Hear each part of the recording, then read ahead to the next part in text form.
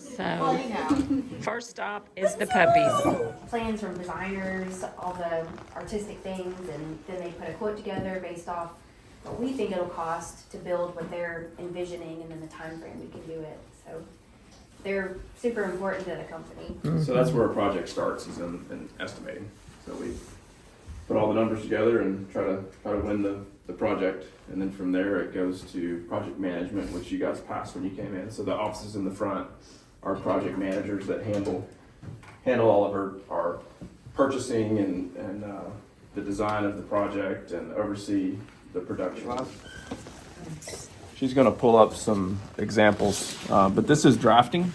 So they work in AutoCAD. So basically, once we start a project, we take what the designer has initially drawn and we break it down from there, and we do our set of drawings that get sent out for approval. So everything like what you see back here behind you, this is what we build. So seating, cabinetry, partitions, things like that. Y'all make this stuff for like office buildings? Office and buildings, apartments? hotels, apartment lobbies, mostly public spaces, Okay. but restaurants, any type of space that gets higher end millwork like this.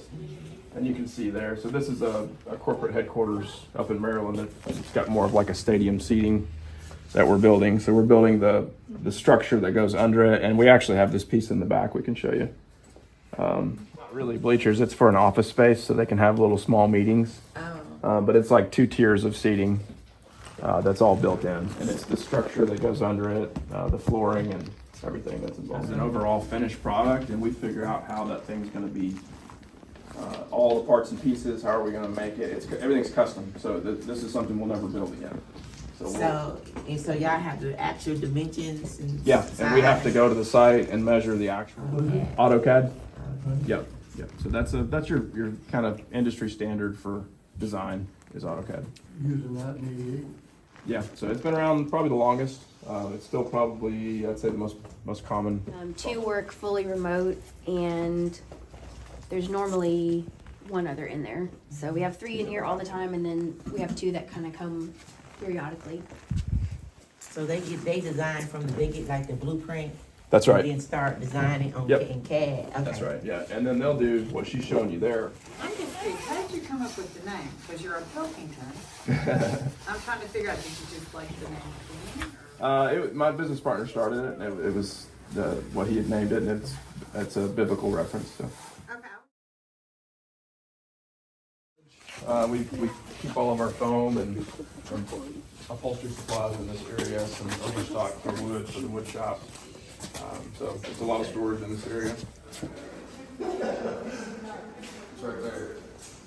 How much would a woodchuck check if a woodchuck could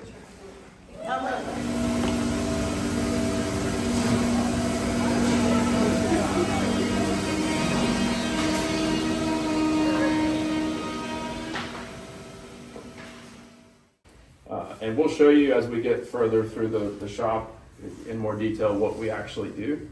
But we do what's called millwork, which in any commercial space like a hotel or restaurant you go into, when you see cabinetry, you see reception desks, you see countertops, you see built-in seating, built-in shelving.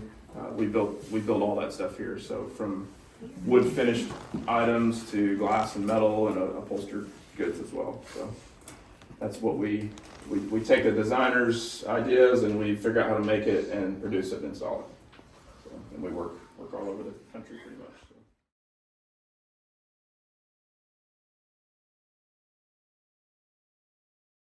So when they're assembling, they can read the part numbers and put them together. So the middle over here has a lot of different types of machines, all wood related, from table saws to routers to sanders. This machine here is an edge bander, which basically puts this little strip of thickest wood on the edge of your plywood. Every machine has its own. They'll be numbered and they can see exactly how they get put together. So they know what they're building and they know how to put it together. So it's they got the numbers on it. yeah, they're exploded views that we do. Yep. it's labeled as to what it is, what project it goes to, which part of the project is it, location, and other information. So this is kind of a final assembly area. So you haven't seen a few of these steps yet, because we'll get to it. But basically, once everything's built, whether it's built in the wood shop, upholstery department, finish department, we bring everything together back here. Test it. Make sure everything fits together and lines up. It's good to go, then we package it, as you see over here, and it gets loaded on trucks here at the loading dock than before. So these are workstations, yeah. Kind of like public workspaces. If you don't want to work in your office, you can go work elsewhere. They have a lot of like breakout rooms, plugs in there with USBs and all that.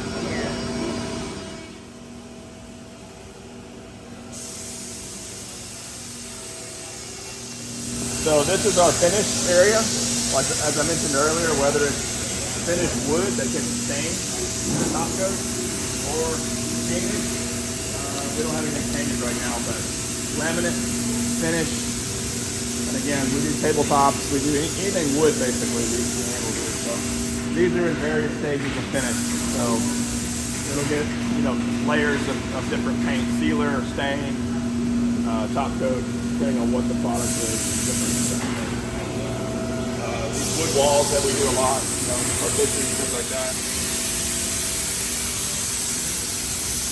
In here, this is where all our paint and finish gets done, and it'll get the vacuums that'll pull all the fumes out through the seal. Wow. Nope. So that is laminate. That's a plastic laminate, which you see a lot in commercial spaces. So he's just applying the glue for that, and that'll be a finish. It's like this. It's pre-finished. You just glue it on, or you buy it on. And each unit gets a sticker. So we know where it goes, because this thing will get broken apart.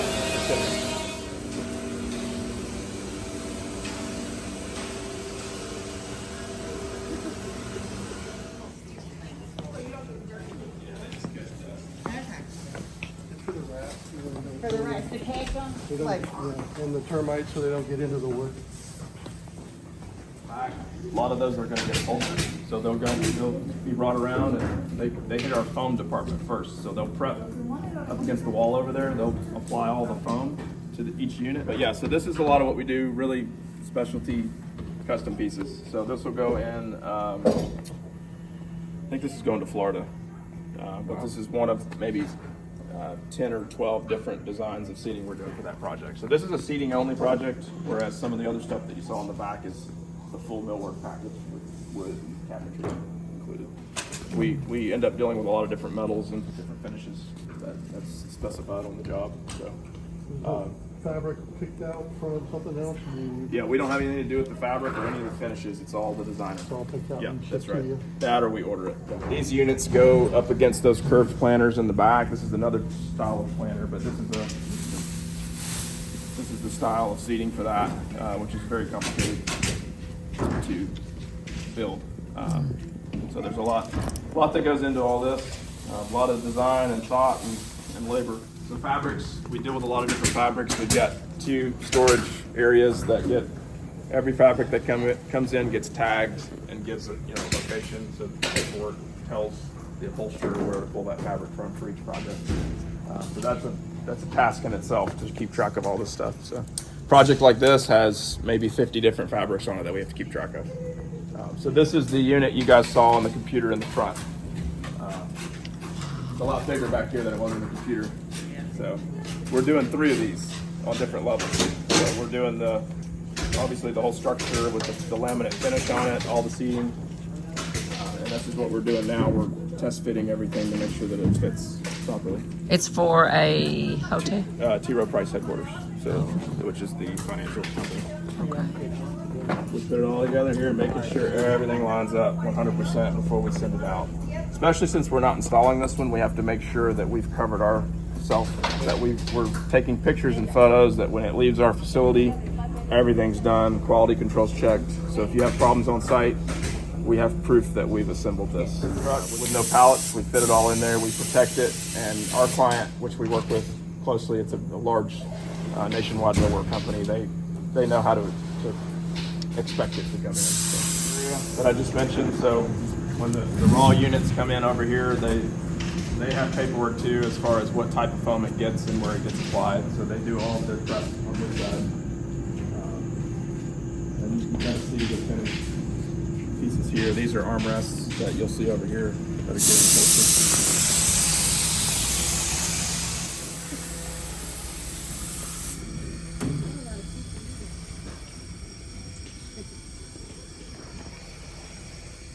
Drapery and sewing.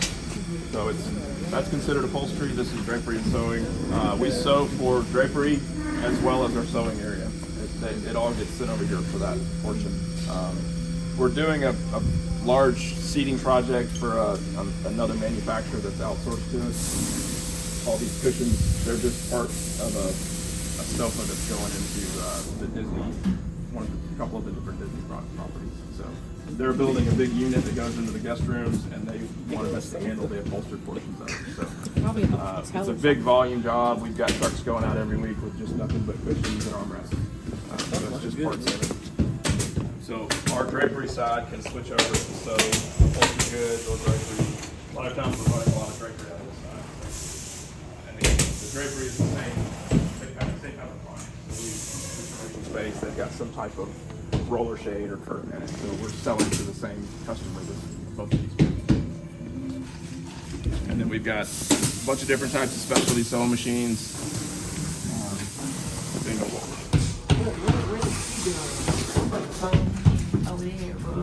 Yep, she's stuffing the cushions with foam. Yep. So those are the bottom cushions.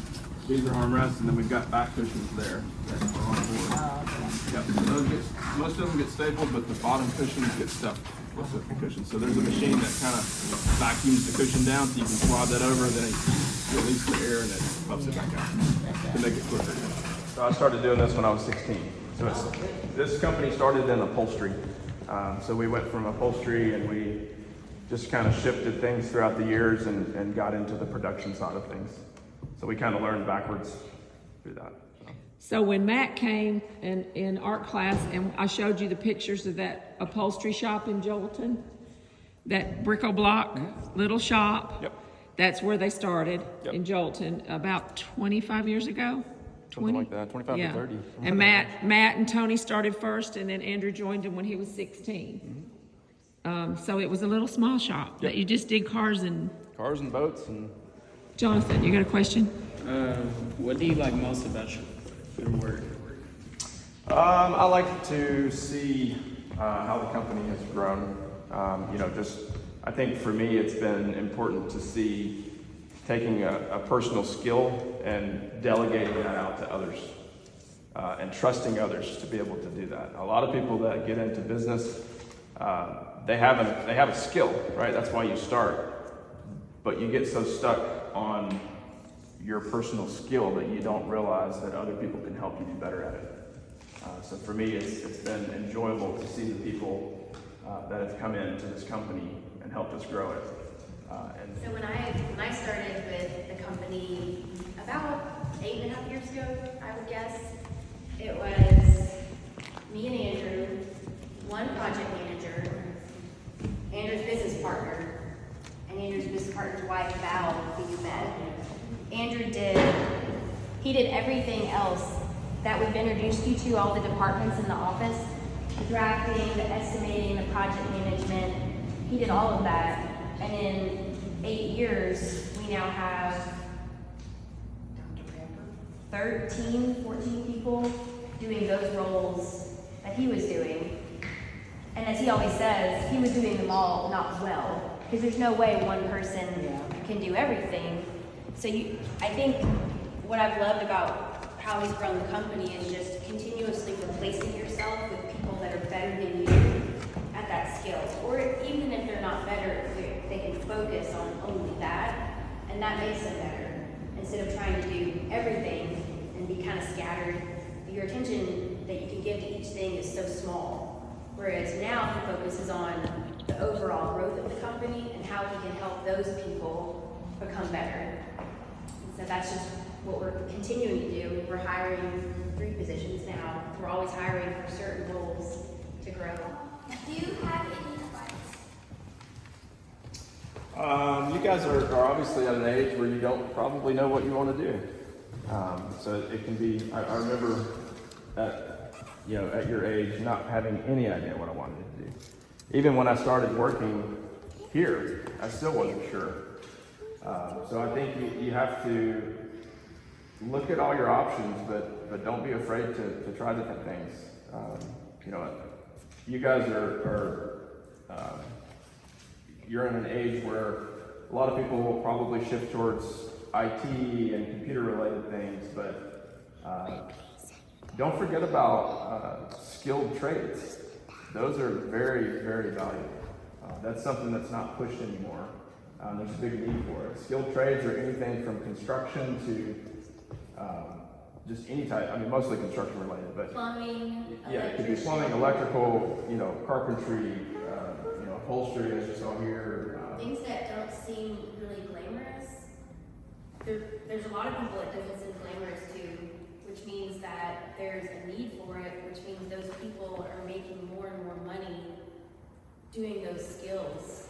And the cost to get trained in those skills is nowhere near what a degree is. So you can't be replaced by a computer if you're a plumber or an electrician or a welder. Yeah, exactly. Yeah. Those are trades that are dying. Always put in more effort than what you're being paid for. That's one skill that will always win over time. Don't be so stuck on, working minute to minute. Always put an extra effort in. That goes a long way. Whether it's, for your employer or if you're self-employed, whatever it is, put the extra effort in. So work hard. That always wins. Hard work. Something Mr. Tippett says to them a lot is leave the place better than you found it. And that was one of their mottos early on. Whenever they would rent a space, they would spend money to fix the space up. And they left it beautiful. Just so even in your desk area, to leave your desk clean when you leave. Take care of the church where we're in. Sorry, Miss Kathy. So what is the biggest project y'all ever done? Currently, the one you guys just saw is our largest. That's our biggest project, and we're negotiating one now that's bigger than that. So. I was telling you when you were talking, and I know this for a fact, and y'all were learning how to sew this week, right? Sewing buttons, and you doing the sewing machine, you saw them sewing. Well, he does car interior, boats. He does, just like you, the seating and stuff. He was saying it's a dying art, just like y'all were saying. Will you build on here, or will you look at? Yeah, we have some space, and this is 6 acres. We've got about 2 acres in the back that we're preparing. We've already cleared to build another building, whether it's warehouse space or more production. Warehouse space is very valuable. As we build all this stuff, sometimes the job site's not ready, so we have to be able to store it somewhere. Were there any skills, hobbies, interests, or personality traits you had in childhood that you now use in your work or daily life? I would say similar to the creativity. I mentioned model cars. I used to be big into RC cars as well as art. The RC cars, I would buy the kits so I could put it together. I need to understand things and always question how something works. I don't just look at it, I don't know how it works, right? So that as a kid, I was always interested in that. So let that be, something that you guys can pull from as you look at what you want to do for a living. What are the things that you enjoy? I enjoy being creative no matter what it is. I never got stuck on one particular thing. It was, I enjoy this and it's creative, but can it sustain me? Can it pay my bills? Can it grow this company? If the answer is no, then I'm going to take that creativity and I'm going to put it into something else. I see a lot of people get stuck on what they enjoy so much. It's important that you learn how to enjoy something. They say always again, do what you love. That's a good motto, but also learn how to love what actually can make you some money and provide for your family. Like, If you were to hire someone, like, what would you be looking for? We hire a lot of different skills. And sometimes we hire people with no skill. But it's how eager are you to learn something. So a lot of the people that you saw in the back was trained. They came in with very little to zero experience. Some people come in and they go pretty quickly because they're not really, again, back to what I said earlier, if somebody's willing to put in the extra work, then we're willing to train you. Right? So even if you have a skill set, you still have to learn our way of doing it. Right? So coming in with a skill set, you still have to be under a training. Right? And if you're not willing to put that extra effort in, that we're putting in extra time to train you, and that's a pretty quick sign that it's not going to work out. So we look for how hungry is this person to actually learn something, right? Because whether you're skilled or not, you have something to learn in every business you go into. And we brought in really, really talented people that really don't need much training, who didn't have the right personality for the job. Maybe they don't enjoy working for a small business, because we really are a small business. Some people like working for a big corporation where they're constantly told exactly what to do. Well, last thing, this is a Christian school, and so one of our questions we ask interviewers is what part faith plays in your business. Any thoughts about that? I mean, that's always been a big part of seeing, doing the right thing for us has always been a key part of our growth. The way we handle our client relationships and our employee relationships has always been honest and righteous. So we by far will go above and beyond to make sure that we have treated our employees right and treated our customers right. If there's something that a customer's not happy about, if there's a mistake that we make or a mistake somebody else makes, we do whatever it takes to do right. It's so easy to lose it. We have people call us and they say, I've heard Kings is reliable, honest, gets the job done, does what you say you're gonna do. We're not saying there won't be mistakes, there always are mistakes. Ours, someone else's. But the big thing is how you handle them. Not pointing fingers, not taking time to say, it's not my fault, which is natural, right? Human reaction, we want to kind of not take on that error, that responsibility. But the big thing that Andrew and Tony and the company have always focused on is not wasting time pointing fingers and going, well, it's not our fault. They focus on, and our team focuses on, how do we fix it? Because in the end, you've got somebody who's paying us money, who's needing to open a hotel, a restaurant, an office building, and they're waiting on everybody to finish before they can start making money and open and start having customers. This is awesome. Thank you. Stopping in the middle of their workday and letting us use this space to eat lunch. Thank you, guys. Absolutely. Glad to have you all here. So we tried by we've got a church in White House probably 10 years. Oh, yeah. So I'm like, well, there's nothing out here. Right. Church. I'm like, there's nothing out there. And I'm like, that abandoned building. It was abandoned for a while. So it's a nice, it's very nice. Thank you. We're really thankful that we have this space. It's been really good fun. It's been several things over the years. It was a glass factory. Yeah. JDAC, a lot of known as JDAC, and then Lippert. On the Wi-Fi commissions, but when we passed by, it just kept Is it Lola? Yeah. She's pulling wherever I go. I know. Mom, don't show her fucking one. Katie's friends send them all. Lunch. We always have lunch. Don't catch me eating something. I know it.